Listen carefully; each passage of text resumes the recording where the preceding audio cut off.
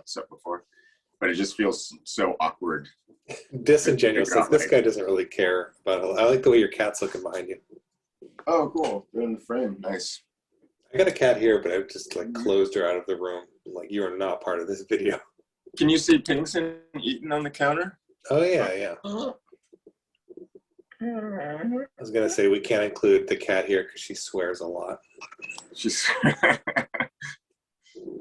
It's all racial slurs. I watched a Bruce Lee movie this week. Have you ever seen Fists of Fury? I think so. Which one was that one? It's the one that's like, so my point is it's the one that's him as like a student of a Chinese dojo that's kind of dealing with a bunch of evil Japanese people, and it was interesting to see a movie that was like racist depictions of Japanese people. Oh. They keep calling him sick men of Asia, and they bring Bruce Lee a big sign that says sick men of Asia, and then he brings it back to the Japanese dojo and makes him eat the sign. Is that the one where he said, "You killed teacher," and was like, just as he's hitting a guy? Yeah. Or is that in Chinese Connection? I don't know. I mean, they kill his teacher. Okay. So yeah, I have seen that one. Okay. It's the one, there's a sign that says like, there's a building that says like no dogs and no Chinese. And he like kicks the sign and then does this like flies through the air and like kicks the sign again and it explodes. It's very dramatic. I kind of vaguely remember that. Yeah, I just remember him beating some guy up screaming that he killed teacher. And that was like over 20 years ago I saw that movie. Oh yeah. I was like 20 or something. That'd be a great way to describe Bruce Lee's movies. Is that the one where he beats the guy up? Yeah, just punches a guy and then kicks him and then punches him again. I watched a documentary on Hong Kong action movies and their influence in the world. It was very weird because it had a big focus on like breakdancing and hip hop, but they did the entire documentary without ever mentioning the Wu-Tang Clan. Which I was like, who hurt you in the Wu-Tang Clan? But they talked about how when Enter the Dragon was first made. Give me a second. I gotta get some water. Okay, you get some water. I'll finish my thought without you.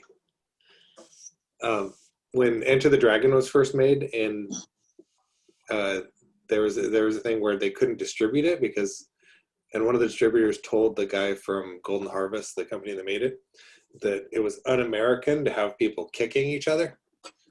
And then it became so popular that the same guy like hit him up and he was like, "Give me that un-American." That's sweet. Was it un-American? You know, it was like, only sissies kick each other. Yeah, that's not macho. John Wayne just punches. Those to use your fists. Yeah. Yeah, I doubt John Wayne could get his like leg higher than his like gut or something. Or yeah, I don't know. I heard he had like 40 pounds. It's not COVID because I got vaccinated. But, oh yeah. Oh, you're going to say that John Wayne had 40 pounds of raw red meat in his colon or something. It was like impacted bowels or something. Yeah. That's all. He died. What does that mean? What is an impacted bowel? I'm imagining it's something that has to, I don't know. I'm not a doctor. I just listened to this podcast about people's like overconfidence. It was about, the podcast itself was about curiosity, but it said there's some kind of sweet spot where you have to be like sort of interested in like I'm no good for talking. You drink some water. Okay, so it falls into what the other day I was talking about, you know, like psychosomatic stuff, like how you can be given a drug that's what's it called, the not real version of the drug, and you get the placebo effects. Placebo? Yeah, like a placebo. And I was wondering how that kind of thing affects people with COVID. Like if you're more likely to catch it if you're like paranoid about catching it all the time, or if you're like body's defenses are going to be more ready all the time if you like see people with masks. Yeah, I wonder how and I grew up in like basically like a cult, like very religious, where it was like very much like power of positive thinking type stuff, like believe God for this, so if you don't want to be sick, just say you're not sick, or, over and over again, basically. Right. I feel like that's kind of like that magical thinking stuff. So I'm always like really skeptical when I hear stuff like that. But Yeah. I think maybe because I was raised in that, there's part of me that kind of believes that. So I engage in that kind of magical thinking like all day long, basically. Like you're taking like, I take vitamins, but it's like on faith that they're even working. It's just like, well, I'm taking this vitamin C, so it means I'm healthier. I'm going to be healthier. Like I don't really know. Yeah. Have you done anything where you like had noticeable effects where you're like, oh, I'm suddenly doing this exercise or doing this vitamin thing and eating something different, and you like physically notice it? Or is it always kind of a vague feeling? I notice when I eat something, like if I eat like McDonald's or something, I feel shitty afterwards. Yeah, McDonald's food actually gives me a hangover now the next day, which is really weird. I'd never heard of that being a thing before, but I'll like wake up with a headache. Yeah, I wonder how much that is from the sugar, like all the sugar and that stuff, or just if it's like, oh, this is actually damaging your body so bad that your head's hurting. It's probably just like it's probably just sugar and maybe a mix of like, a lot of it's probably what you're used to eating. Because it's so outside of my, chicken and broccoli everyday lifestyle that it's just, because because it's probably just fat and sugar and a bunch of soy stuff in there and a tiny bit of meat. I wonder if it's some kind of like toxic shock thing, like your body's getting accustomed to, it's like, drinking or something. Like I haven't drank in a while, but like, you do it all the time, you get like sort of like a tolerance to it or something. Yeah, I think it's a bit of that. And it's like you stop drinking and your body like detoxes, and you're like, oh, I'm gonna go out and get drunk after not drinking for 6 months, and then you just get like insanely hammered and hungover for days or something afterwards. Because it's like your body's like, oh, this is what the hell's going on. I've been drinking like you're supposed to drink lately. Like I'll have like a little glass of wine with dinner, and it not even like have it affect me, which is weird for me because I feel like I'm usually like, all right, let's go straight bourbon and then die, or never touch this stuff. Mostly never touch this stuff. I finished my Rain Like Hammers book. It's all sent off, or I approved everything this morning. Geez, way to brag about being productive. No, I'm kidding. It's amazing. Congratulations. I love that. It took a million years, and I'm trying to segue right to the next thing. Like I just finished a 4-pager for heavy metal, and I'm going to do a 12-page, like we're discussing I have an idea for like a culture of a future society that's all homunculi Frankenstein people. So I'm going to try to jump right into this. Did you say like the whole anthology's themed like that? No, it's like, so that one I just got asked. There's an artist named Al Gofa, and he asked me just on Instagram if I wanted to be in a Kickstarter science fiction anthology, and I know Malachi Ward and Simon Roy are both in it. And it was just at a time where like I've got another image book that I'm planning, but I was kind of like, maybe I'll let that one stew for a little bit, but still try to keep cranking out pages every day. Cool. Yeah, I think you started on Rain Like Hammers like when we were living together. Yeah, so it was like a couple years ago. Yeah, but I haven't done anything since then myself. Like after I finished Proxima Centauri, I put The Often Wrong together, but I didn't like do any new. I haven't done any new comics. Like I did those daily drawings last year, but you did all of Proxima Centauri, beginning and end, while I was like kind of doing like an issue of Rain Like Hammers. I also did do one issue of the Mind Management comic for Matt Kent and Daniel Chabon, but I'm just trying to think of like what I've done in the past like 3 years. When you did your daily drawing things where you've done it. Yeah, I did that last year. Yeah, so yeah, I'm trying to do these. I just did this morning. Just now he's bragging, but I just colored that fox guy. Oh, that's awesome. I watched your YouTube video of the skateboard character, which is really cool. Oh, thanks. Yeah, I was kind of rusty on doing those sketches and books, but has that character been in a comic yet? No, she's the I guess one of the main people in the Robot Todd series. Okay. So I've drawn her a few times, but I'm trying to get to where it's like it feels, I don't know, like that Robot Todd guy's so easy and simple that even with him, I'll change like the shape of his head. Like I'll try like, oh, I like it better when his head's bigger or rounder. Right. Other times, but yeah, I'm just trying to do that with her. So I've been thinking of ways that I can kind of I want to do like a 21-minute something every day and like take a video and make a thing along with putting something on my Patreon. So that's what I just did with this little fox thing. It's like, well, I have to do this tarot deck. I have to do a box for it and some other stuff. So I'm going to do like the 21-minute video. I'll just do part of this image that I have to finish for 21 minutes. And then I'm like, okay, I'll do 21 minutes tomorrow and work a little more, Nice. And most of the day I'm spent trying to get this children's book project finished or made headway on it. I've been slowly chipping away at it. That's good. It's funny though, there's something about like doing anything public that requires more energy. Not that your 20-minute thing will be that at all. I was just thinking about how it'll be more public. Yeah, I did a thing for the Comics Journal years ago where they had me like, what's a week of your life like? And every day I would do a post. And I remember when it ended, I was like, oh, good. Now I can go back and actually just work, because I didn't get much work done that week because I was like, had to talk about everything I was doing all day and make things presentable. But when you're actually like sometimes when I'm actually getting something done, it just doesn't look like anything anyone wants to see.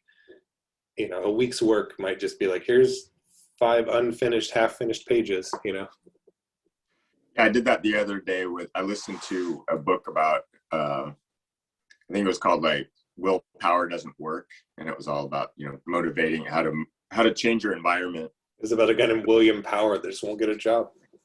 Lazy so-and-so.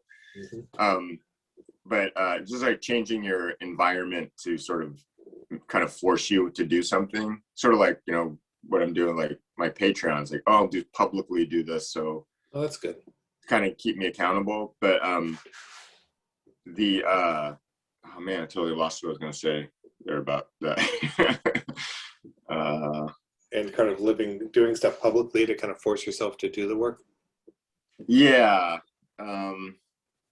Shit.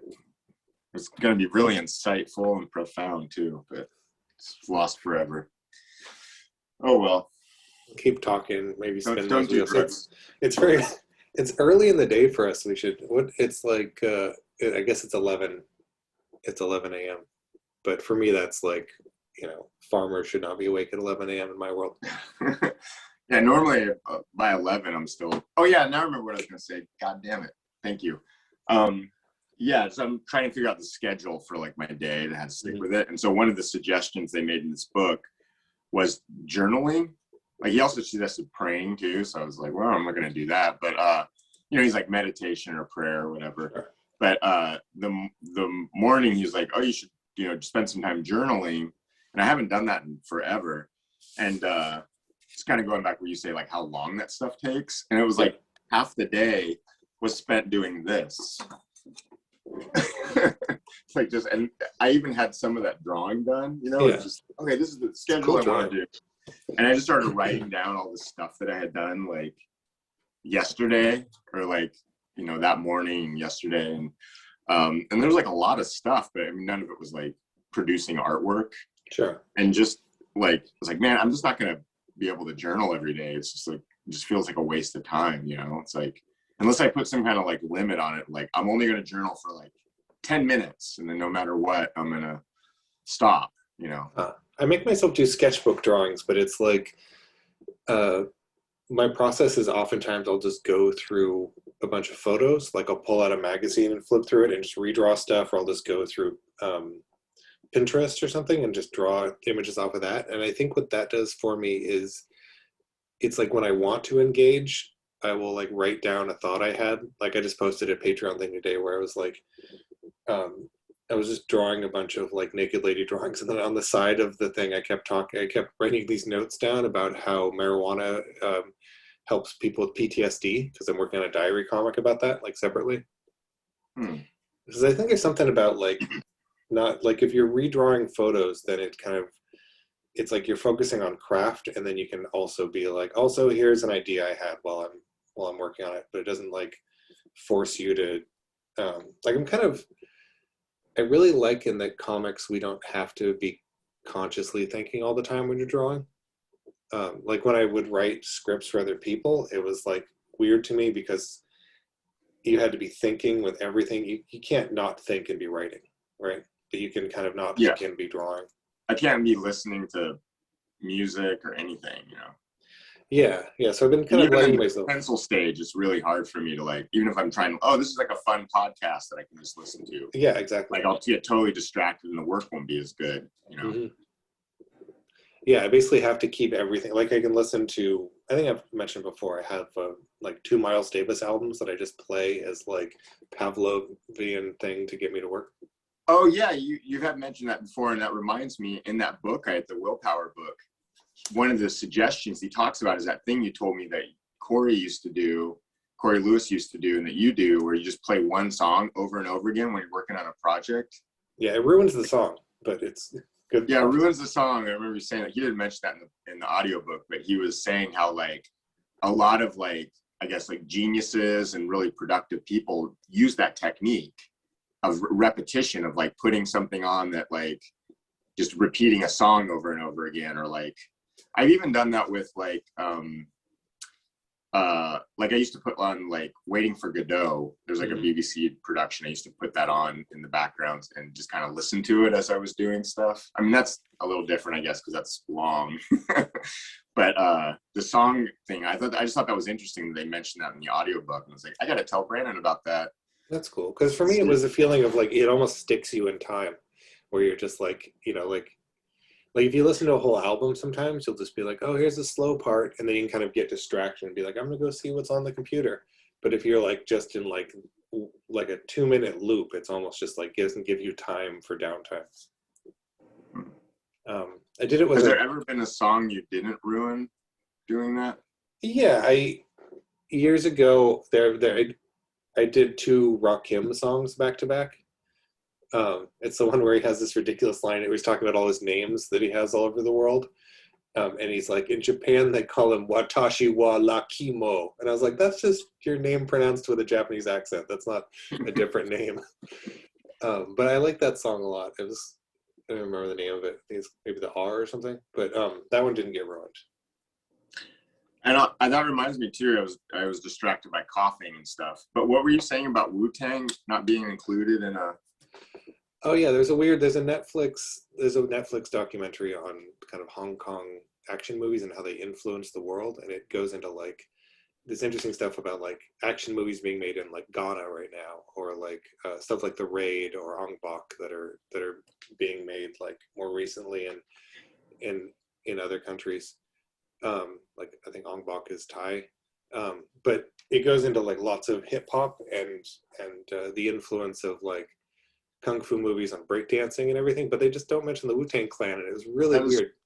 That seems so obviously, that seems like they must have asked RZA and he just was like, no, or there must have been some kind of breakdown there, because they directly sample like Shaw Brothers movies in their raps. And there's a bunch of weird stuff about the documentary. They kind of like, they touch on like there's more about Sammo Hung in it than Jackie Chan. And then when Jackie Chan was going to show up, it's basically they just kind of skipped a Crouching Tiger, Hidden Dragon, and it's just, I don't even know if they mentioned Jet Li. It was a really weird documentary because I was like, I feel like I know a chunk about action movies from Hong Kong, but they left out everything I know.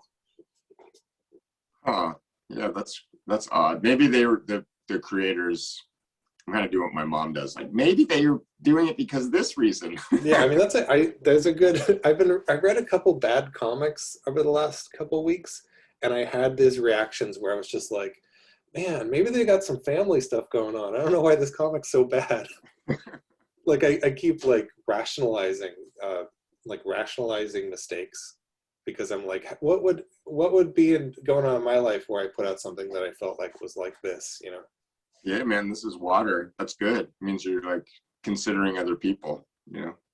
I guess that's a start, but it's like, you know, I mean, it's never good when it's like, why is this so bad? It could just be like, that's not for me.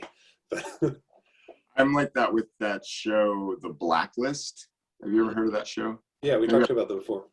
Okay, we have. So yeah, that's James Spader. That's something that I just scream at the screen the whole time I'm watching it. It's just how, and I rewrite it. I'm like, no, why wouldn't you do it this way? It's so much better.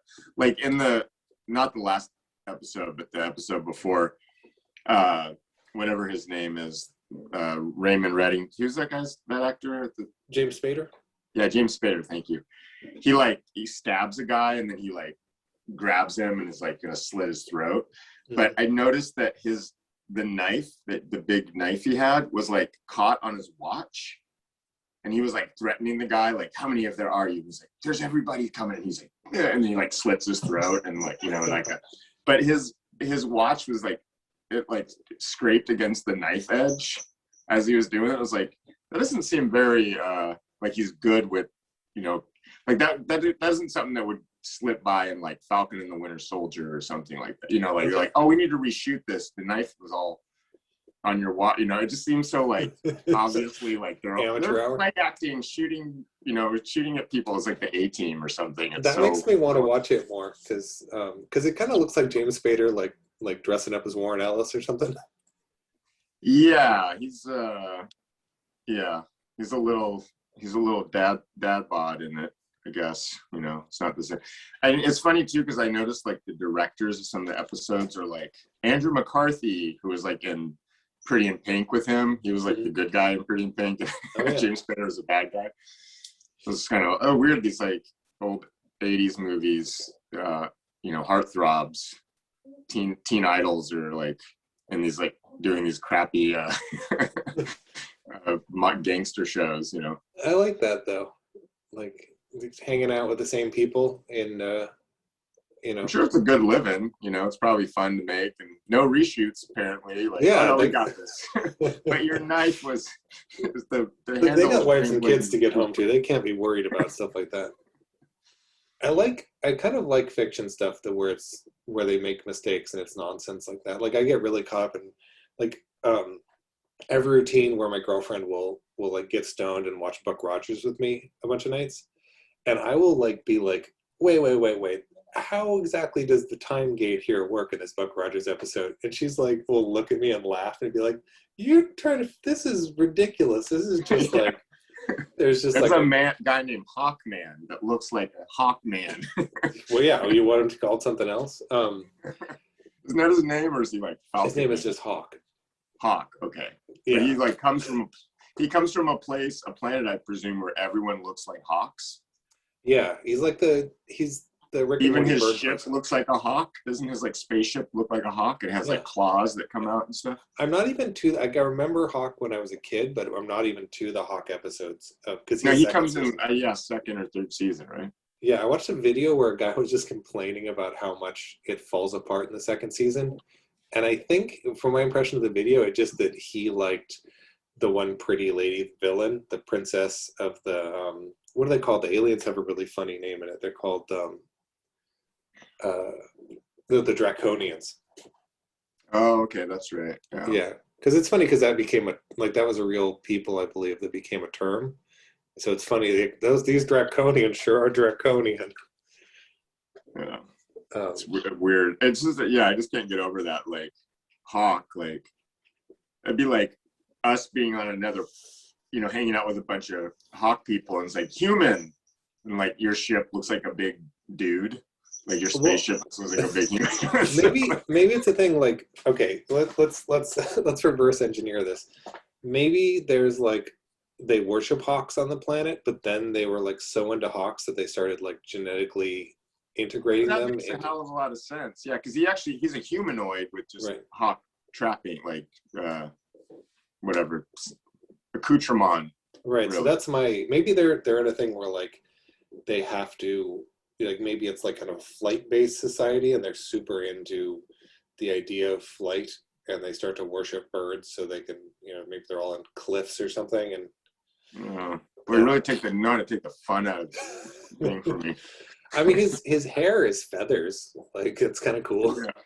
But that, definitely seems like a genetic mod, But I can you're see just some saying, people looking like that now in our society. but wouldn't the human version of it would be like if you had a ship that was a human, it would just look like a Transformer or Voltron or something.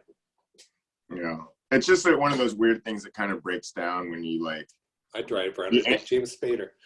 We anthropomorphized. I think they made fun of it in like Rick and Morty, but maybe like that movie. I never saw those Cars movies, but where it's like there's a car that isn't a house shaped like a car, but it comes out of a garage.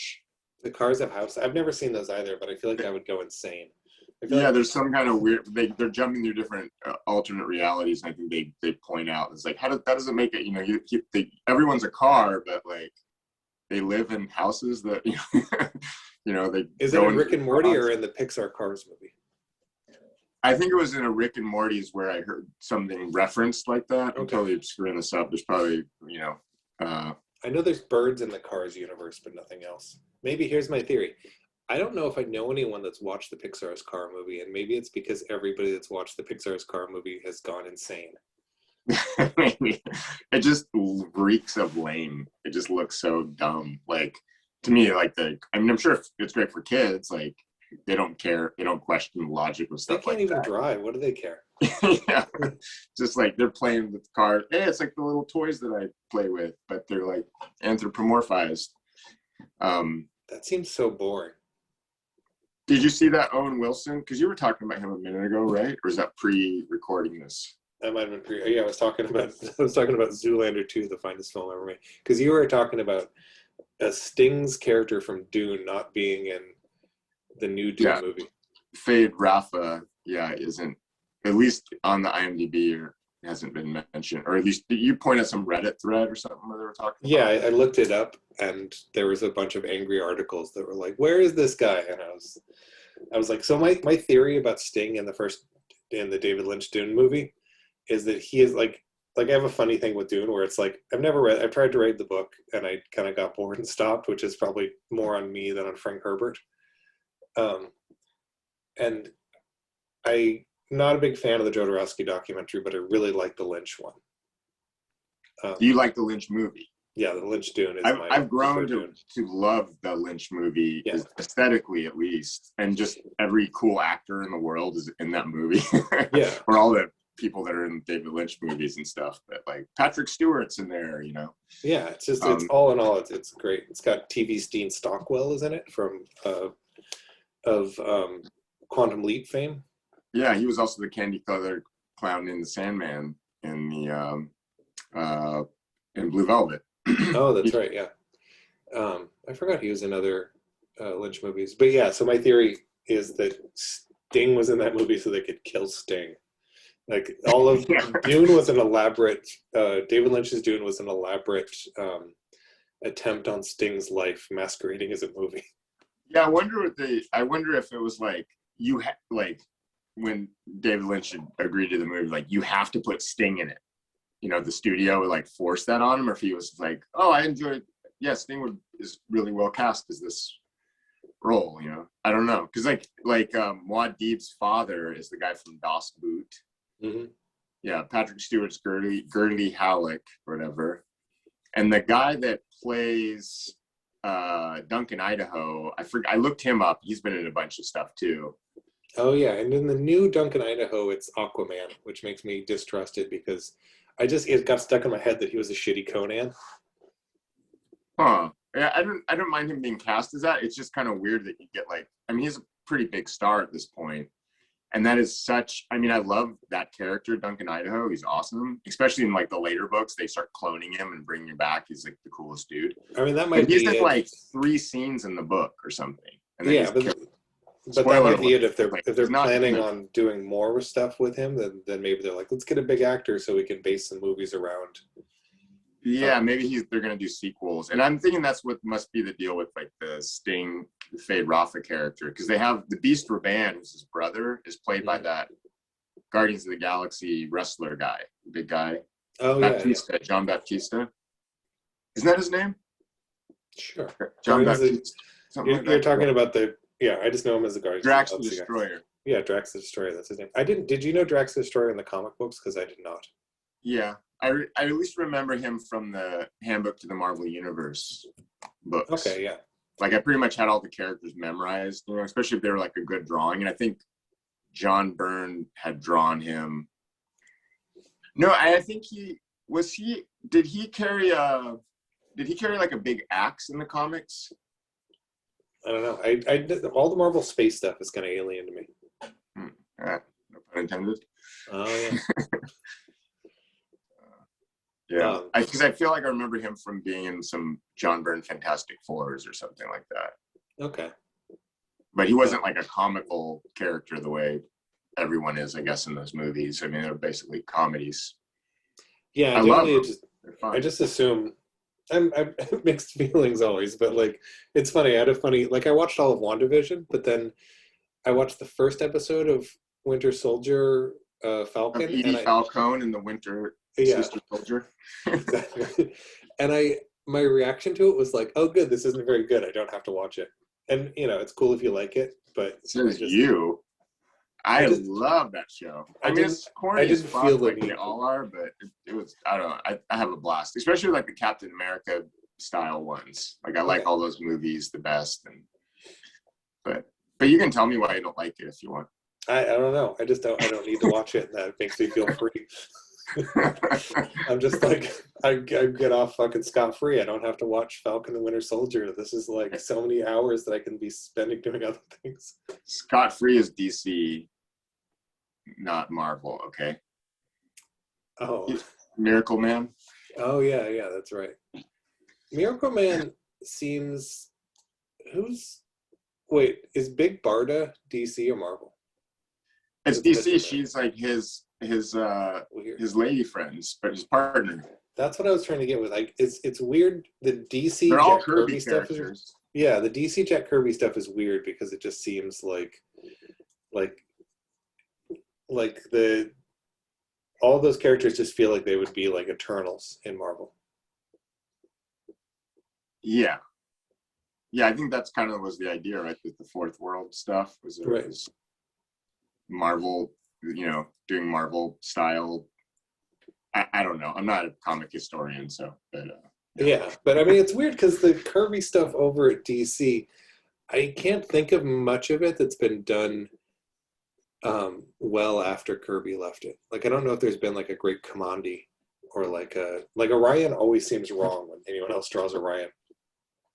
Did you like Simonson's run on that? I prefer earlier Simonson, if we're honest. What about the more recent Simonson stuff? I haven't read it. I should try it out. Do you like it? I haven't read it either, unfortunately. It looks cool. Like I love his Instagram. It's like I just haven't been reading a lot of comics. I remember when Orion was coming out, or like after it was when I was still in school, or maybe just after I took his class, he mentioned that he was starting on Orion. I think he was finishing up something else and started doing Orion. And I saw him at a comic convention like a couple years later, whenever it was canceled. The book was getting canceled, and he had a bunch of people. It was like one of those conventions like no one's at. So like basically like all the big creators, like Walt Simon stuff, there's like 7 people standing around looking at his original artwork, and he's like telling stories and stuff. Like I love that.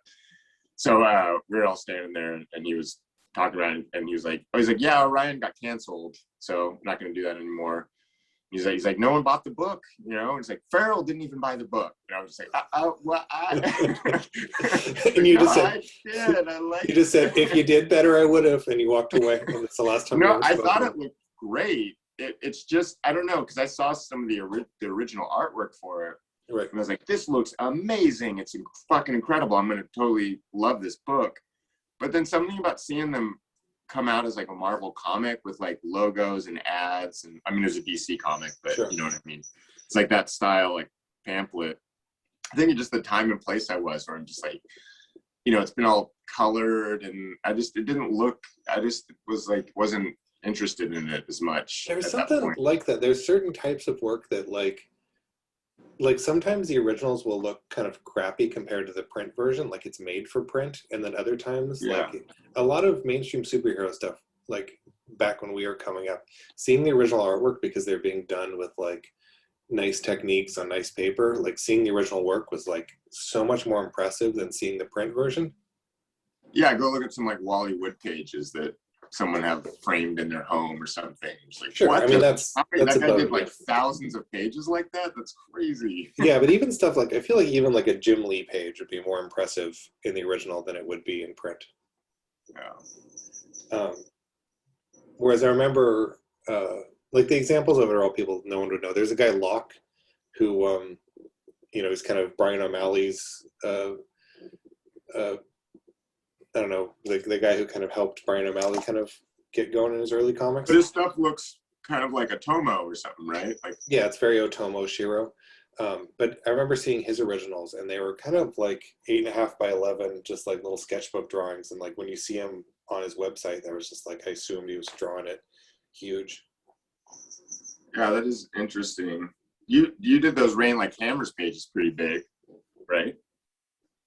Are they normals? Normal, like your normal, like 11 by 17. They're 11 by 17. Like here's a Rain Like Hammers page. Oh, okay. So it's Really I don't know why I thought unimpressive you were because doing it's this stars here in the book. I just did the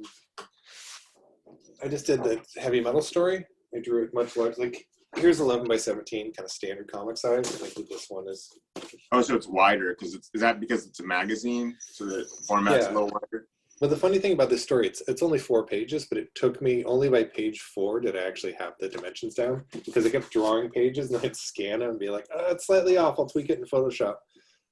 And so I used to give Corey Lewis shit on his Shark Neck book because he would draw pages different sizes, and I was like, you're gonna drive everyone crazy. And now I'm like, I scan them myself. It doesn't really matter.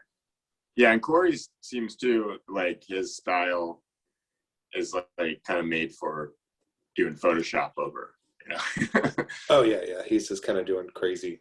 He's going crazy all the time. Yeah, because I do stuff where it's like there's no point in me like filling in all this blacks. I could just click it in Photoshop, but it's like kind of for my own enjoyment. Yeah. Huh. I don't know if I mentioned this to you. I took on a coloring job, coloring someone else's book, like not drawing it at all. Oh, I think you did mention that to me, but yeah, I don't. Give me the details. Yeah, so my friend Wyatt is doing a couple books that haven't been announced yet, and I'm lettering one of them and coloring another one of them, and they both look really cool, but it's like it'll be interesting for me just to like have this very you know, I'm kind of I'm looking forward to like setting up more things that are almost like day job work sometimes. Yeah, I mean, I get the. I mean, I don't know exactly why you would do that, but I understand. I can relate to the sentiment or something, because like, yeah, sometimes it's nice not to be able to not have to think about what you're doing as much. It's like, okay, this is just like I'm just coloring this. I can listen to an audiobook or something and just space out and do this for money. Yeah, it's weird. I almost feel like if I have things in place that are like this is a money job, then I can do I was gonna say I could do art jobs that are a little more risky or whatever, but I mean the reality is that the comic jobs the comic I'm doing next is I'm attempting to make something that's a little more accessible than Rain Like Hammers was, so who knows? I'm just trying out different things. I just kind of don't know. You know, I feel like I've been trying to reassess my whole life the last couple of years. And I'm like, maybe I'll like coloring someone else's work. Also, I think coloring's really easy for me. Yeah, that's what I was getting at. It's like some things are kind of fun because it's not, you don't have your whole life writing on it. You know, Yeah, it's exactly. like your reputation or your oh, this is like part of my body of work, so I have to make it really good or really stand out as like unique or whatever, instead of just like, oh, I can do like a efficient professional job on this thing. So I look at like, like I was reading that Monstrous comic, and I look at something like that, and like I don't know much about like the writing process of something like that, just because I'm not a writer for other people. But just, the thing I'm concentrating most on is when I'm reading it, is like the way, like the production of the art. And so I'm saying like, oh, it looks, there'll be some things in there where it's like, oh, she really enjoys doing portraits, like, or ladies' portraits, or these kind of like a fox person's where it's like, seems like the Photoshop will be a lot, she's like a really good drawer, draftsman. Sure. But it seems like a lot of the sort of splashy pages are like, someone sitting or standing somewhere with like, robes, and it's like been really photoshopped up and it looks cool. Or like I just saw one today, there was like a big tree in the picture, and I really like the way she rendered the leaves and the tree, but looking at some of the drawings sometimes, it's like, it's weird to me, not just the way I would approach it. I don't think it looks weird, but it's like, looking at it, it's like, whoa, that's really loose. Like the way she'll draw, like almost have like a hand that's like not finished. Sure. Or, someone's ear or hair or something will just kind of, fade into whatever. And it's like, I just seen like, I spend so much time like worrying about stuff like that, Like if I did that once in a comic, I'd be like, oh no, I didn't finish that thing. And she, she's probably just like, oh, I have a schedule, I'm a professional. Yeah. I can focus a little bit on rendering this thing, because that's fun, but I can't spend too much time on, getting every drawing, It's like, I heard like Jeff Smith kind of did that with Rassel, where he like went through and drew all the faces first. Interesting. The whole book or something, and then went back and like, whatever he had time for, he would do the backgrounds of as fast as he could. So sometimes there'd be like, a Jeep that just didn't look quite right. And it's like, oh, he just had a deadline that day and didn't quite, That's interesting. Because I've tried different techniques over the years. Like I remember around the time when I was doing the first like Multiple Warheads porn short story, I did a thing where I would give myself like one detailed panel, and then the other panels would be basically simple with no backgrounds. So it was like a way of like just focusing all the time I spent on one panel. But I mean, I think you notice sometimes with artists, like it's interesting when you look at Mobius comics, like sometimes he has panels where you're like, this looks kind of just banged out for Mobius. And I feel like sometimes, like the storytelling is more important than the drawing being perfect. Oh, for sure. Yeah, I don't know. It's difficult. All the time it is. Yeah, because I think storytelling is number one with comics anyway. It's like, if it's like, but I think but a bad drawing can throw off some stuff too. I was gonna say, I think that it's up to the artist to like, how do I just not distract from the storytelling? It's like either a really good drawing might do that, or a really bad drawing could do that. Yeah, but I don't know if anyone's ever been like, this drawing is distracting. It's so good. It's more just like, just here, enjoy this. I've been reading this Bastien Vives book that just came out. Yeah, that looks awesome. And he does a thing in it where he will sometimes not even draw, like he'll leave people's eyes out a lot. Like on at least half the pages, they'll just be like someone where he just didn't draw their eyes. That's weird. That seems like the most, if you were going to include one thing on the face, you think it would be the eyes. You see that guy? Over a mouth or a nose. Yeah, that's cool. Yeah, and I flip to a random other page, and it's just like, this kid sleeping with no eyes. Must be nice to have no eyes.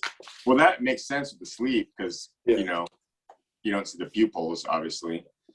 But yeah, that is a strange thing. Yeah, it seems like people, like I remember watching, I don't know, did you ever watch at Floating World when Shauna was hosting those like anime nights? I never went, but I heard about them. Oh yeah, I just went to one. I forgot what movie we watched, but I was in there with everyone in there was well versed with anime, and I didn't, and a bunch of nerds. You just went there to collect lunch money from a bunch of dweebs. I'm the nerd. I mean, they were all cool and watching and enjoying it, and I have to I'm super obnoxious when I'm with a bunch of people watching something because I have to comment on every fucking thing in the show. But I just at one point was like, why does no one have nose holes?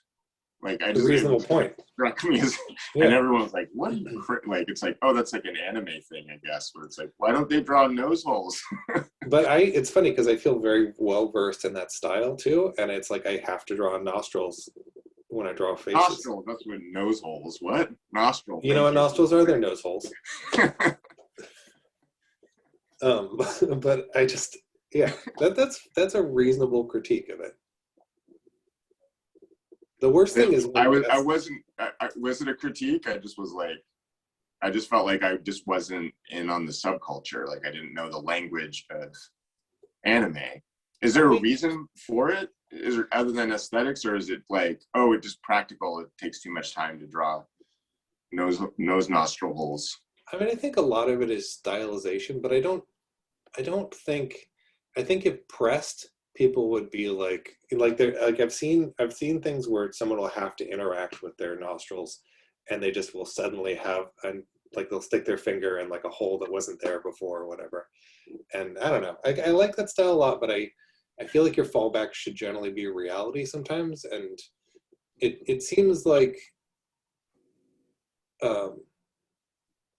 yeah, I mean, it's just a stylization thing. I don't think I would be comfortable not drawing nostrils. Especially, like, I get if there's like a crowd scene, like you're not going to draw every orifice on every person. Yeah, I guess it doesn't matter. And I'll draw ears sometimes and just draw the shape and not. I don't know why I'm being such a. But when you're doing like a close up of someone like screaming or something, yeah, and you're like looking at this angle and you don't see it looks weird. It's just it's funny. To me, like, wait, why don't they have holes to breathe in and out of when look at Tintin? Like Tintin doesn't have nostrils. He just has like a thing, but it's like it's always a medium or long shot. There's no close-ups of Tintin. Oh, weird. Really? Yeah, he does close-ups of hands sometimes, and characters that never had fingernails will suddenly have fingernails, which makes me think that if he had a real close-up of Tintin's face, he'd probably have like all kinds of things that you can't see. He'd have acne and snot running down his nose nostril hole. Yeah. Yeah, I've got a big Tintin book here. Yeah, I'm a little too, like, I feel like I'm very. Say that title out loud to me. Le Monde de Hege. Okay. I butcher. I don't speak a lick of French, and even less Belgian. Yeah, no one's got nostrils in Tintin. Yeah, I guess it makes sense if you're not looking up close. That seems like too small of a detail. Yeah, but like Haddock's nose is like the Tintin magazine covers are so good. I don't know if you can see this. Wow. My chair's making farting noises. Yeah, Hergé's good. I got really deep into the Hergé stuff, and then I wrote an article for that Strangers thing, and I felt like I had to go back and like remember what the hell Tintin was about and to write an article about it. Yeah, I don't really know much about it other than what I've gleaned off of you. Oh, I should loan you some Tintins. They're really fun. Well, you were reading through all of them on your Instagram, right? Oh yeah. Did you finish? Oh yeah, I finished a while ago. I didn't. I skipped Tintin in the Congo. Why? Just time. I didn't have time. It felt right. I ended up reading it myself though. Oh right, sure. I did it because I did a KO, a knockout list of everything. Yeah, I don't think that's a crime. It's horrible, dude, because I have this reaction to it. Like when I read Tintin in the Congo, I was just like, it's fine. It's fine. And I was like, I don't know if I'd feel that way if I wasn't me. Well, I mean, it's also like you're not publishing the books or anything. Sure. You know, you're not like going around indoors telling people that this should be, you know, it's like the Dr. Seuss thing when it was like, I guess the publisher was like, or the estate or something were like, hey, these Dr. Seuss books, they feel a little now. So we're just not going to put those out anymore. And then didn't a bunch of people get like upset? Like, they're trying to cancel Dr. Seuss. Like, yeah, it was weird. I don't know his why. other books still exist. He's fine. Like, I have always mixed feelings about this stuff because I think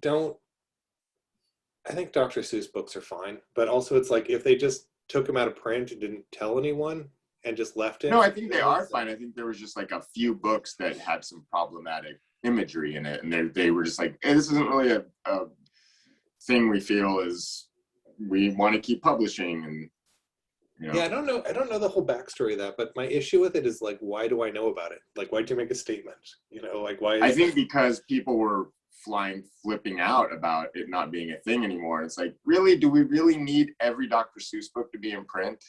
Like, the people that were getting that mad about, I doubt had even read those books. I mean, I suspect they're probably all like accessible, like, because there's you can probably still get them at your library or whatever. Because there's the Dr. Seuss thing where he drew a bunch of naked ladies. Yeah, The Secret Art of Dr. Seuss. I used to have that. Yeah, exactly. It's like, that's not very secret if me and you have both seen it. Well, yeah, when you publish a book named The Secret, it's like, well, pretty not much anymore. Most artists from that era, like I think at Cosmic Monkey Comics here, they have a book that's like, I think it's like early Karl Barks, and it's just Karl Barks Racism Comics. That's the title of it? Karl Barks Racism? In my heart, that's the title.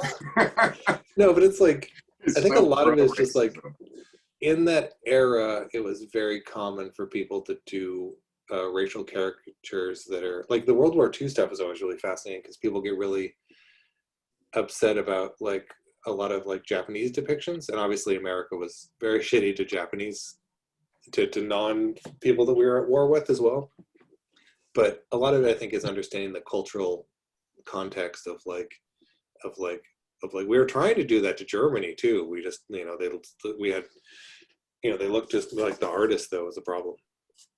Yeah, it's too bad you couldn't finish the Winter Soldier Falcon Captain America show, because they deal with that a lot in it. That sounds really well. I thought a friend of mine's been telling me about it. I don't think it's appropriate for Disney cartoons to talk about the history of racial injustice. I'm just like, it feels a little gross to me. I don't know why. I totally get that, because it feels kind of hypocritical, considering Disney as a man and a corporation, how many people they kind of fucked over. I think he was generally sexist, but not racist, is my understanding. Well, I think he was. I heard there was some. Anyway, I mean, no one's perfect, but whatever. Fuck that guy. I'm just saying in relation to me, like, no more racist than I am. I don't know why I'm saying that. Yeah, we're getting into some serious business here, but no, I don't.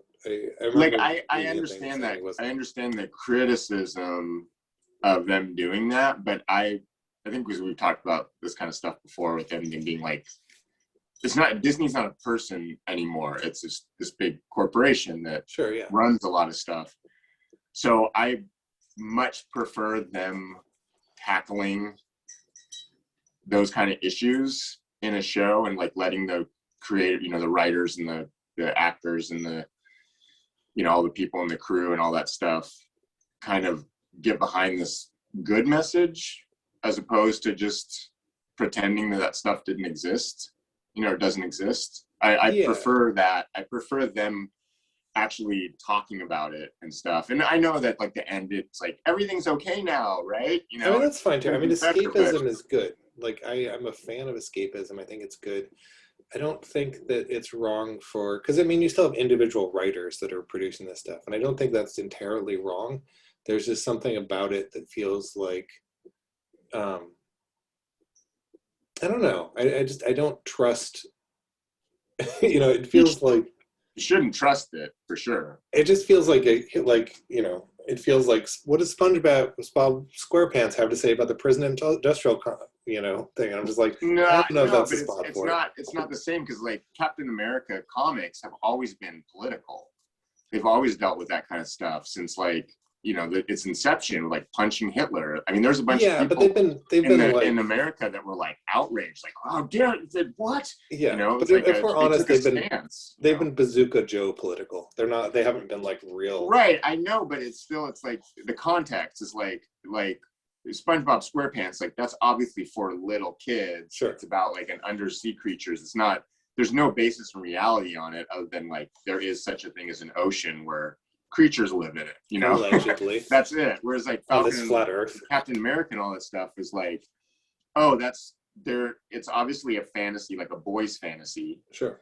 But I feel like they've always infused this reality, like reflected the times that you live in. Like Captain America, that's always the thing with him. He's like, I'm a man out of time. Like, I'm in this world that I don't understand. I have these like beliefs that I have, these beliefs or ideals that I want to uphold. But then I'm seeing that the country that I represent actually isn't upholding these ideals. And so it's like, you have to fight your own, basically your own system to try to uphold these ideals. And I think like the show did that really well, where they, yeah, they have an episode, a couple episodes where I think it's based off a comic a Marvel comic that I didn't read, like Captain America Black, White, and Red or something like that. Oh, but it's they meet like the Winter Soldier takes Falcon to this dude Isaiah Bradley, who was Captain America in like the 50s. Oh yeah, Kyle Baker did a book called The Truth. Truth. That was it. That was it. Yeah. And so it's based off that character. Sure. And then I thought, I was like, oh, they're just doing like a one-off thing, but the whole show is actually about the Falcon kind of coming to terms with, it's like, I'm a black guy and people have all these expectations and, whatever put on me, it's like him sort of like, he gives like a great speech in the, I know it's super corny, like the guy is somehow like head of the UN and also the head of like Captain America's super soldier project, and it's like in every scene, like, we need this politician guy. He's like, seems to be in every scene, like, okay, wait, why is this guy like running everything? Like, who is this dude? But like, I don't know, I felt like they did like that was like one of the things that they did a really good job of, was like basically like sort of explaining like the complexity and the dual nature of being like one of these like franchise things, But like, I know it's good if they did a good job. It's a total fantasy, but it's still, I feel like it's kind of like uplifting and like it's kind of using its powers for good more than using them for, just gratuitous violence or whatever. Yeah, I wonder, because it makes me wonder what power would be in. I think there's also a value in just kind of showing what an idealized version would be like, rather than like trying to tackle the difficulties of the real world. Yeah, but then that's boring. Like, to me, it seems like, I don't know. I think that's what Star Trek succeeds at, is they show like what humans what problems you deal with when humans are at their best. Like the original series, Next Generation, basically. Yeah, I mean, mostly like Next Generation, Voyager era stuff. Well, Voyager era, I don't feel was as much like that, but yeah. Because DS9 certainly wasn't utopian society. They had a lot of political stuff with the Bajorans and the Cardassians and all that. Yeah, because that's the thing, is nothing is that easy, but it's like they at least have. I had an epiphany the other day where I realized that why Star Trek is so much better than Star Wars is because they have Prime Directive, because they have a set clear rules that they can push against, where Star Wars is just like good versus bad, and it's just basically like super vague and Yeah, but I think like the original series at least didn't have the Prime Directive, and it was basically Gene Roddenberry going like, hey, I think the world's kind of fucked up, like racism is fucked up, so we should talk about that on the show. Like, I think this is messed up, we should put that in we do an episode about that, like and I think that's kind of what that's more of the direction like Falcon and the Winter Soldier type thing is. It's like, it's not saying like we have this like utopian society. It's showing like, hey, no, like this is, these things are problems or issues and we should all be better. Like, we should be better people. We should try to inspire each other. And I haven't seen it, so I can't critique so much on it. I'm just like, yeah, I don't know. I mean, it's not perfect, but I think it's better than it's. I don't know. I think it's challenging certain conventions and a lot of people. Like, I just saw Remender posted a tweet about it, not about the show necessarily, but about because I know he worked on the Falcon comic. Yeah, so I think I didn't read them. Sorry, Rick. Just because I wasn't reading any Marvel comics or anything at the time, and still, But I guess him and it was Carlos Pacheco maybe who did it with him. He basically put on some. He's like, this is Carlos's original design for. I guess he basically said that when he made Falcon Captain America in the comics, I guess that's what it's based. This is based off of was that he wrote that, and so he said he got a lot of grief, like personal attacks, like people were coming at him for doing it. Sure, but I feel like there's nothing you can do in those comics where you're just like, the Marvel audience is horrible, and I gave Aquaman a hat, and they'll be like, I will fucking murder you. Well, the water hand thing was, oh man, I just killed. That guy said clean his balls in comics. I don't care. No, I mean, I think all that stuff's ridiculous. Like, why anyone would give a shit who Captain America is? It's like, it's not my Steve Rogers. So maybe it was some of that fanishness, but like, sure, I got the impression that there was people that were upset that it was a black guy being Captain America. And so Rick was like, because immediately I was like, why didn't they make Rhodes? Why not Rhodey? He's a soldier already. He's a war machine. He'd be a good Captain America. Well, I mean, I think nothing against that character. I mean, I like Rhodey as much as the next guy, but he's a company man, Again, Falcon is not, he's not a government agent. He's a hero, I mean, I know he works for the military, but it's like, he doesn't do stuff just because he's ordered to do it. Whereas like, I feel like Rhodey's kind of more of like a military dude, like he's actually in the first episode. Okay. You see him, plus his legs are all broken and stuff. He has to wear like robot legs. I don't know. I'm sure that you could do it as like, War Machine Captain America, but he just seems more like, hey, this is the right thing to do, giving up the shield back to the government where we can, use it for this new Captain America guy. Going to be a jerk. I should point out that I'm always, every time the guy who plays the Falcon shows up, I always think of him as the villain from 8 Mile. From Meanwhile? 8 Mile, the Eminem movie. Oh, that's right. He was really young in that, wasn't he? Papa Doc. Yeah. Oh, yeah. I forgot he was in that. Huh. Anthony Mackie. Yeah. I don't know. I just, that Rick tweet was interesting. It's like, I didn't know you basically like, I guess the final design looks a lot like what the Captain America in the show looks like. That Anthony Mackie's Captain America looks like, and it was just kind of funny, like knowing Rick, and like I don't want to talk out of school or say anything about that, but like no, I mean it's pretty obvious. Not even knowing Rick, just knowing like I don't know if you saw like Brubaker recently talked about how he. I did. Yeah, like that like where Brubaker said that he got paid more from an appearance on. In a deleted scene too. Yeah, a deleted scene. Then he got paid like to actually do the work that it was based off of. Yeah, I think they sent him like some kind of thank you check, or when the Winter Soldier came out and he returned it because it was so low. He's like, This is an insult. Yeah, and we've interacted with a couple of friends of ours that are kind of in that thing where it is kind of they do get kind of patronized by people that are making millions of dollars off their ideas. I think I saw a thank you to Rick and the thing, but it was just kind of like when that last episode came out and then he tweeted about like, hey, this was, it's great that I'm really happy that there's a lot of young people being inspired by this show, and he's like, but when I did this like 10 years ago, I got a lot of shit for it. So fuck you guys.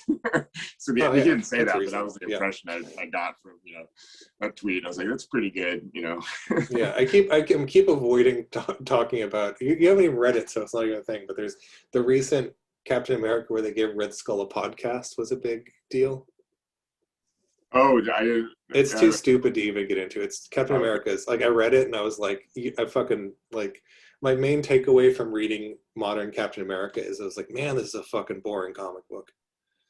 Yeah, I didn't even read the But Winter Soldier stuff. I mean, it's been so long. The Captain America, my Captain America is the old like Paul Neary drew it and Kieran Dwyer drew it. But I think it was Mark Gruenwald wrote a lot of those. that sounds good. Neary's always great. Yeah, but that was like in the 80s, 90s or something, Yeah. like early 90s, late 80s maybe. Or I maybe don't it know was if I've ever been 80s. really sold on I like the Captain America Marvel movie, the first one, a lot. But I remember, I always keep thinking about Secret Wars, you know, when they bring in Captain America and they're just like, who's going to be our leader? And they're all just like, you know, there's not a better person here than old Jim's Captain America over here. And it's just like, Obviously, Captain America's the leader. I know, they're just jerking him off so hard that I was just kind of like, all right, I don't know what he's done. What have you done? That's like his main superpower is like, you know, he's got heart and he, you know, inspires people to be the best, you know. Like he could like take on Galactus and, you know, obviously would get destroyed, but you know, he's got, you know, he's the fighting spirit, you know. Yeah, it's weird. I don't know if I've read a Captain America that sold me on Captain America yet. Although, you know, I'm probably wrong. I recently, like me and my girlfriend always get into like Wonder Woman discussions because I just will flat out just be like, there's never been a good Wonder Woman comic. And I don't think I've ever read a Wonder Woman comic. Sorry, it's DC. I just, you know. Yeah, well, I've been reading the Azzarello, Cliff Chang stuff. Has been pretty fun. I've read like 3 or 4 issues so far. All dudes. Yeah. Yeah. You know, let me tell you how women work. Isn't like Becky Cloonan and Michael Conrad, aren't they writing? I read that issue. I read the first issue of their thing. Yeah. It's just funny because I actually read that and it raised my opinion of the artist because I was like, oh, she does a decent Wonder Woman. But you just thought everything she did before that was crap. I mean, not crap, but like, I was you know, setting you up. No, I mean, it's fine. It's just, that's the stuff I can say, like, that's good, but not for me. There's like a lot of modern superhero comics where I'm like, it's competent, but it's not like, you know. Well, I mean, I just feel that way about most comic, like Wonder Woman in general. Like, I'm sure that's good, and I'm glad that it's really inspiring to people, you know, young, but I'm not, Sure. You know, I'm 50 years old. I'm not But going to I think Wonder some Woman characters, like, I mean, Wonder Woman, I think is be fucking hard to write because she's not like a person. She's like this idea. Yeah, kind of like I guess she's sort of like the DC version of Captain America, right? But Captain America has the grounding, at least, of him being, I don't know why I'm arguing for Captain America now, but he has the grounding of at least, like, he was like a scrawny kid growing up that became the thing. Like, my understanding of Wonder Woman is just like, well, she was made from clay and she was perfect. Zazabow, you know? That's interesting because, like, not to keep harping on that show, but they were having, because they gave Baron Zemo, he's in the show, and played by that Daniel Bruhl guy, who I thought did a really good job. But he hates, his whole thing in the show, I don't think this is a deal that he had in the comics. I thought he had like Nazi roots in the comics, but he's anti-supremacist, like anyone getting a super soldier serum or anything like that. So he's going around trying to kill, you know, that was his whole deal with the Winter Soldier movie, is that he programmed Bucky to murder start this thing that would destroy all the Avengers because he hates, you know, them because they blew up his hometown of Sokovia, like murdered his family or whatever. That's so funny. He hates any kind. It makes me think, like, how far does that go? Is he just like, this guy's really good at checkers. I gotta take this guy. What happens if he gets really good at killing people that are really superior? Is he then the person he has to take out? No, because he's not superior. He's a normal human, and he not only has a problem with, like, you know, normal humans just being human. He just doesn't want there to be like the idea of like there's one group of people is superior to another group of people. You know, like it's really stupid. Like stupid because it's like he's still a billionaire, like and like a royalty. He's a baron.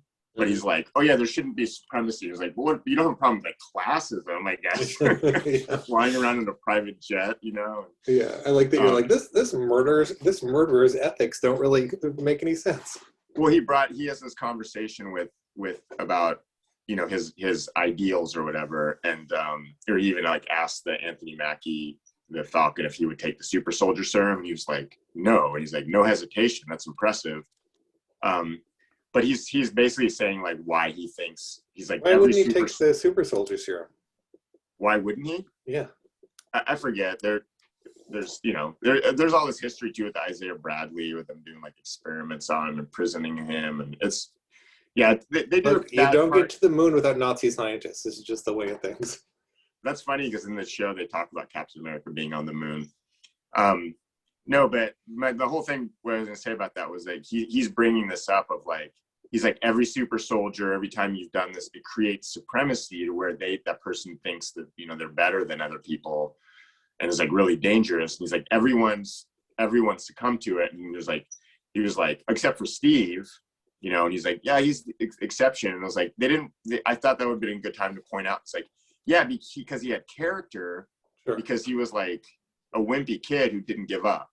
But isn't Captain America just better than everyone? Isn't that the idea? No, but I think that was like the point, that maybe they didn't say it, but at least that's the point.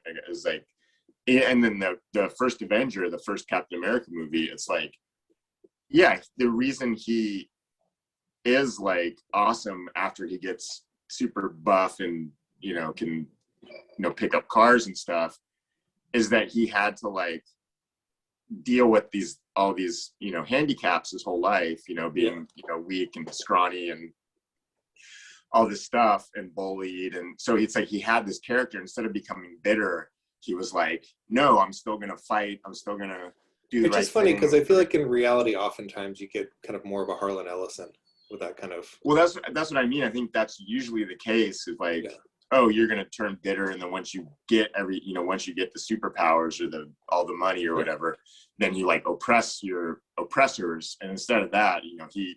And not even to shit on Ellison, because I like Harlan Ellison stuff, but he definitely was like, went to the grave with a chip on his shoulder. Oh yeah, it's hard not to, man. I think that's what being a hero is about, is that you are always doing the hard thing. Of like, oh, I'm going to have character. I'm not going to be lazy. I'm going to do this. I'm going to make the right choice in spite of everyone else, coming at me or telling me I'm, whatever, doing it wrong. It's like, that you're doing the right thing, so you're just going to do it.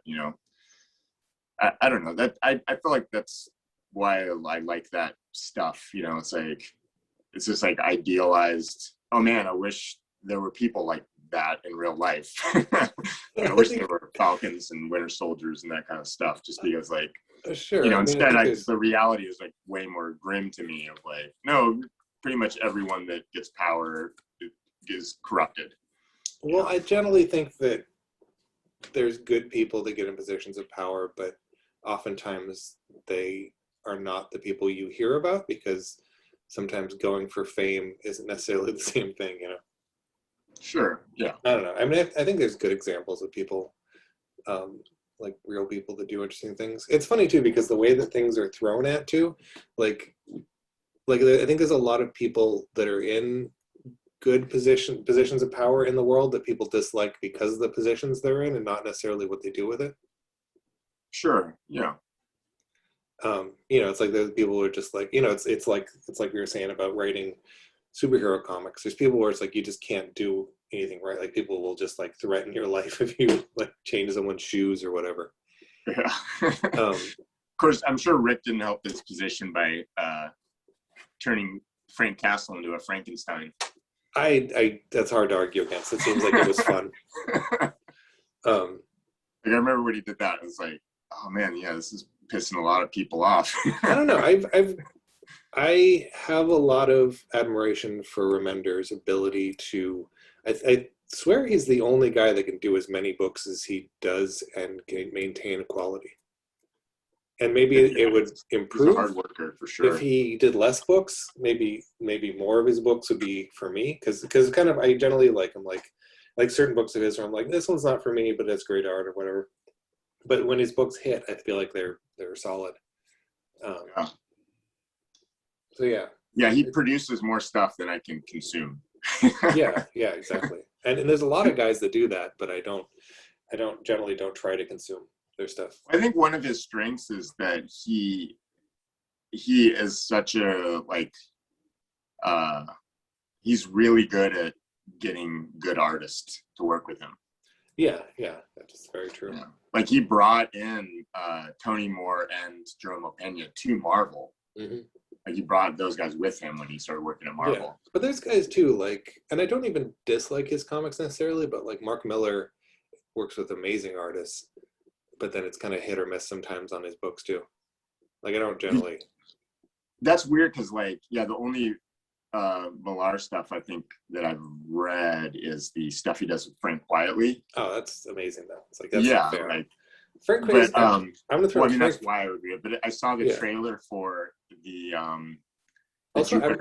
Jupiter's Children or Jupiter's Legacy or whatever. Yeah, Jupiter's Legacy.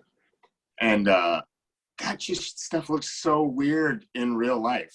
Like there's something about Frank Quietly's drawings. You're like, that guy looks awesome. These look so cool. I love this. And then you see like they do it accurately. They make it look just the costumes are the same, the hair, everything. But it's just like, oh, what? That is so weird looking to me. I generally like if there's a good comic, I don't need to. I think the only example I can think of where a comic like really, where a movie version really hit and it made me excited about the comic was the Frank Miller Sin City. Oh, okay. The funny thing about the Rocketeer is, I mean, that one as an instance, I remember like it has the main lady in it. I remember thinking she was super pretty, but she's not. She doesn't quite look like Betty Page. Jennifer Connelly. Yeah. The girl from Labyrinth. I thought they did a pretty good job at finding an actress that I'm looking her up. Kind of gave the Betty Page vibe to it, but it's kind of not fair because you would have to basically get a Betty Page lookalike because that Dave, what's his name? Dave Stevens, yeah. Dave Stevens. He basically make her famous again? He helped Betty Page a lot, yeah. Yeah, like I mean, she was kind of more obscure, I think, before he started. Kind of, I don't know if he was the main cause of it, but it seemed like there was this big revival of Betty Page stuff. There seemed like a correlation there to me, but maybe not. I don't know. I'm trying to remember the name of the Betty Page character in the movie. Isn't her name Betty? That's what I thought. She was modeled after Betty Page. Yeah, because he was like obsessed with her. Her name is Jenny. Like a young person. What's that? Yeah, and he used to bring her groceries apparently. Yeah. Yeah, and they died. She was like a recluse, right, at the end of her life. Yeah, and then she got very religious. You're like Sherilyn Finn. Now I'm just looking up Jennifer Connelly pictures. You know, Sherilyn Finn from Audrey from Twin Peaks is like super religious. Oh yeah, that's disappointing. Not even in a like do whatever you want with your life, but it's just disappointing in a like. All that stuff, it just bums. Like Kevin Sorbo. You're just like, what? Really? That guy? Wow. Yeah, that makes sense. I've told you about Ricky Schroeder. Really? That guy? I've told you about I care about these people, but it's just kind of like, these people I grew up with, like, are bastards. I told you about me and Simon hanging out with Kevin Sorbo. Wasn't it some weird con in the Yukon or something? Yeah, we went to UComic-Con, and Sorbo was the guest there, and I talked to him for a bit, and he was nice, and we took a bunch of photos of him, and then right when we got back was when he like. Have you heard about Jesus? No, it was worse than that because I mean I'm all for everybody having their own religion and everything. My mom's a saint and she's very Catholic, but I think it was actually like a police brutality thing that he was kind of wrong side of history on. That was a little shaky. Yeah, isn't he making movies? Like he's like directing movies. I feel like he's a flat earther or something weird. That'd be great. I'm just spreading rumors about him now. It's like I heard because I like it when Kirk Cameron went and made his religious movies. I went and watched all those. Was the Nicolas Cage one? Was that like a remake of those? That was a remake. It wasn't as good as the original. If we're honest. Huh. Yeah, here's Jennifer Connelly and the Rocketeer did not have Betty Page bangs. Oh, that's where they fucked up. They should have given the Betty Page. Yeah, Page haircut. You got to do the haircut, man. Yeah. It looked a lot like the comic otherwise because it was just basically like, it's set in the 40s and he's wearing like a jodhpurs and a bombardier jacket. Yeah. I think they had to make the helmet like a little bulkier because the human head went in there. Yeah, exactly. Actual head. But I thought the actor that played him looked just like the character. But yeah, they should have done the haircut. That's weird. I wonder if there would have been, because at that point, Betty Page was probably more litigious. So I wonder if it was like, let's not make this exactly based off a real human being. Well, if he was helping her out, you'd think That's a good point. Yeah. you'd think he might have. It almost feels like something like a producer or something was like, "What is this old-fashioned thing?" You know, like, or maybe Jennifer Connelly was like, "I'm not. You're not putting a wig on me, or I'm not cutting my bangs, or whatever." And they were just like, "Ah, fuck it," you know. Yeah, yeah, but I haven't seen the movie in years, but I'm gonna say right now that it needs those bangs. It does need those bangs. They should CG them in, Yeah, and CG out the blue line around all the special effects scenes. That's the biggest bummer about movies from that era. Like, what's the blue before line? Return of the Jedi and all that stuff was redone. Any kind of like science fiction-y or fantasy type thing where they have like a blue screen, because it was before they used green screens. I guess they used blue screens. Weird. You see like a blue halo around.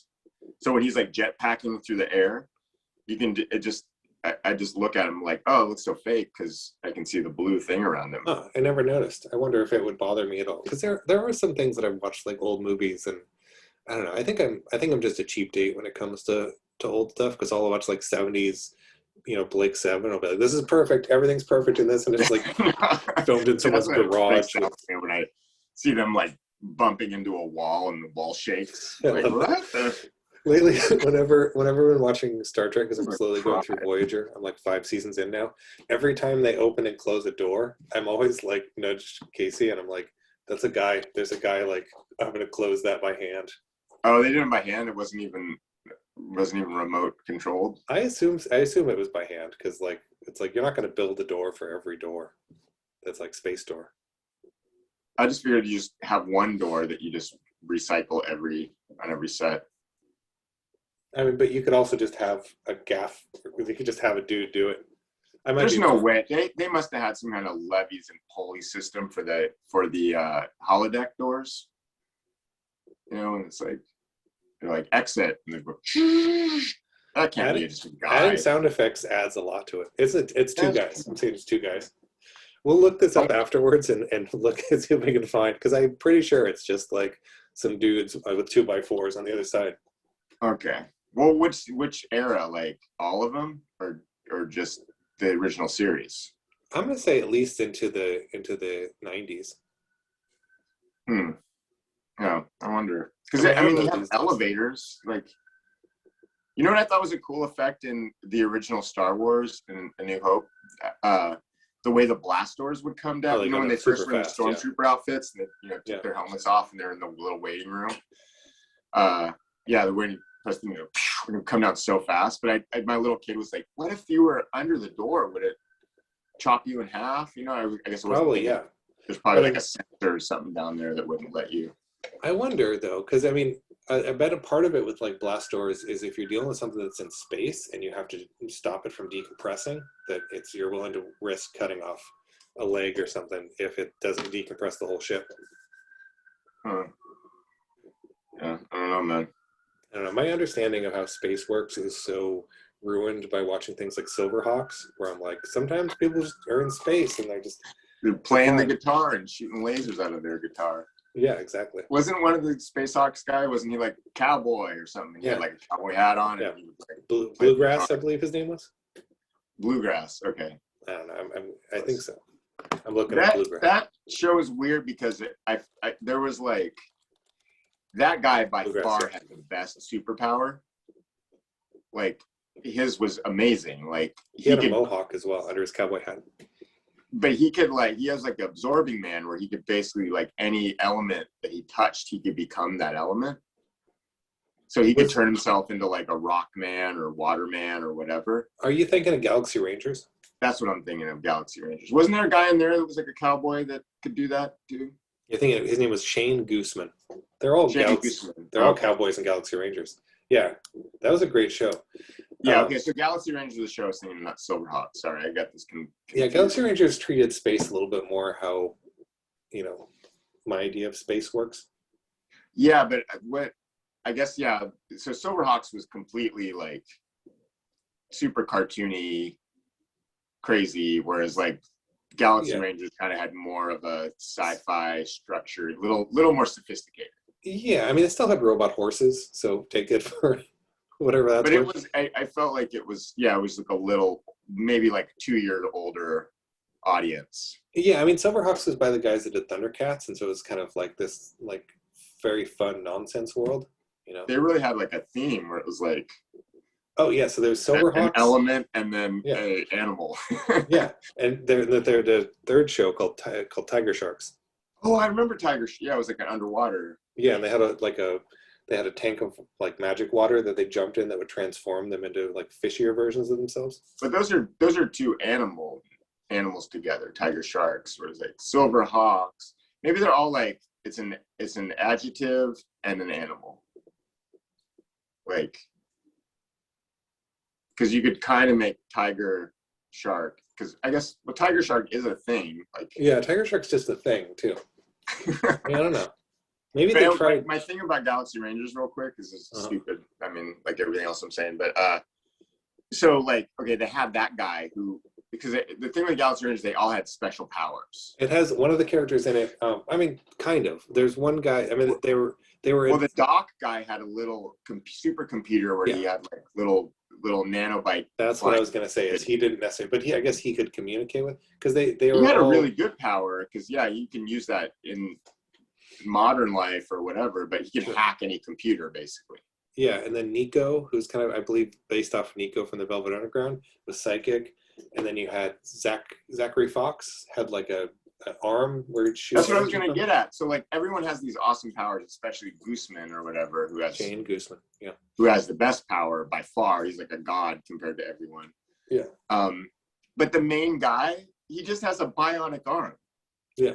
Like, what? That sucks compared to everyone else has these like amazing abilities, and it's like, oh, it's like the Captain America in Secret Wars. Like, let's make him the leader. He doesn't have anything else to do. You know? I got a shield. He had an arm that could shoot energy, but he also had, yeah, who knows? I don't know. Maybe he could do other stuff I just wasn't aware of. But I just was like, why does he just get a bionic arm and everyone else can? Are these like, omnipotent beings, basically? Well, not Doc. Doc's just a hacker. Not just a hacker. That's in a super far sci-fi world. Be able to hack any system. Like everything's run on computers now.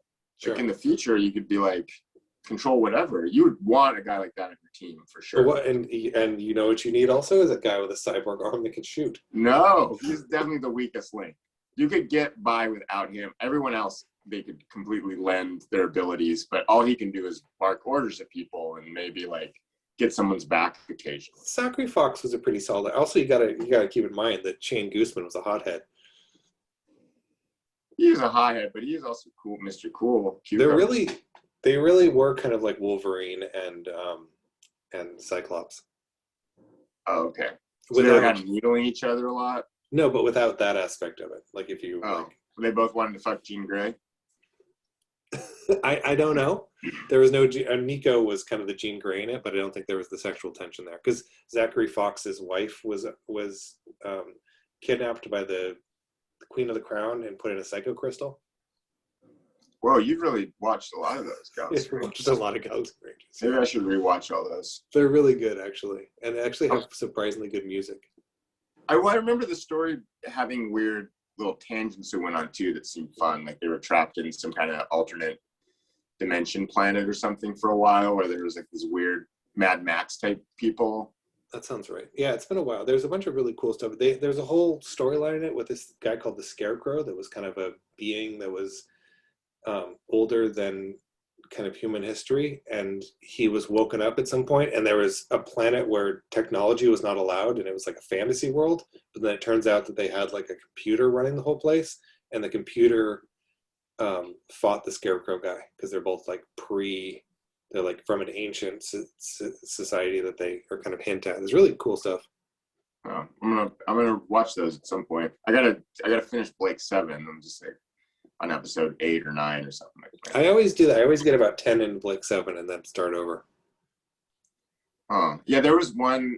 I don't know which episode it was, like 7 or something, where I was like, oh yeah, I haven't, because I just go watch them in the Daily Motion thing, and I was like, oh, yeah, I haven't seen this one yet, and I was like watching it, and I was like, oh no, I have seen this. I remember the scene, but I couldn't. It was one of those things where I couldn't remember what was going to happen next until it actually happened. I'm like, oh yeah, now I remember this. Now that I've seen it again, but like I still don't know how this episode's going to end. I guess I got to watch the whole thing again.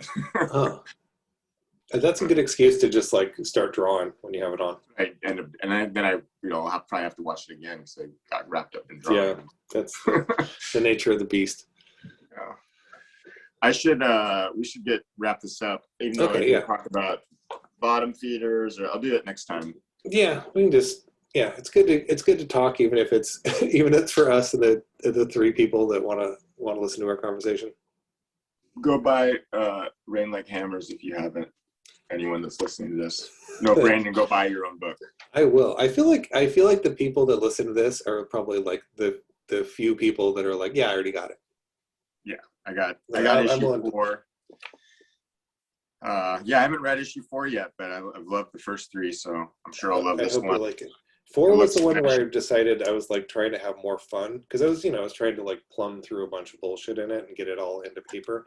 In issue 4, I was like, okay, this needs to be fun for me to make these books. I don't want to bore myself and other people, so I added some new characters and tried to make it it's a little lighter of an issue.